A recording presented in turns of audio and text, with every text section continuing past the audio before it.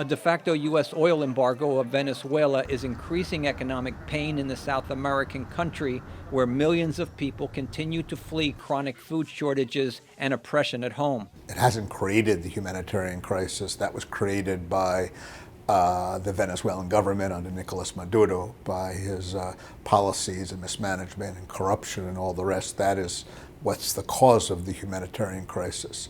But it becomes even worse, I think, with the economic sanctions that are in effect that are very strong. Expectations that socialist leader Nicolas Maduro will soon be forced to step down because of U.S.-led sanctions and diplomatic pressure seem to be fading as the crisis continues.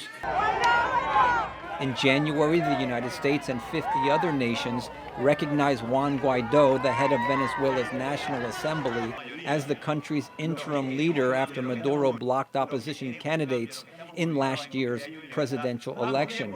The Trump administration halted Venezuelan oil sales in the United States that had provided nearly 90% of the country's hard currency.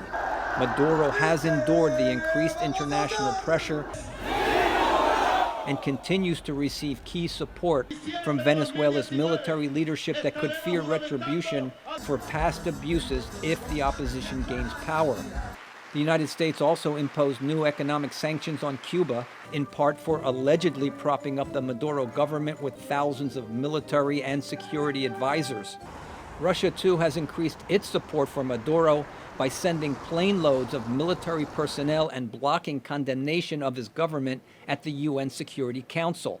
At the same time, talk of possible U.S.-led military action has also faded in the face of strong resistance from Brazil and Colombia, key allies in the region. They have drawn a line. They've taken a strong stand politically, diplomatically, but they're not willing to go to the use of force. While U.S. sanctions and increasing public protests could still force democratic change in Venezuela, the hardship for most Venezuelans show no sign of ending soon.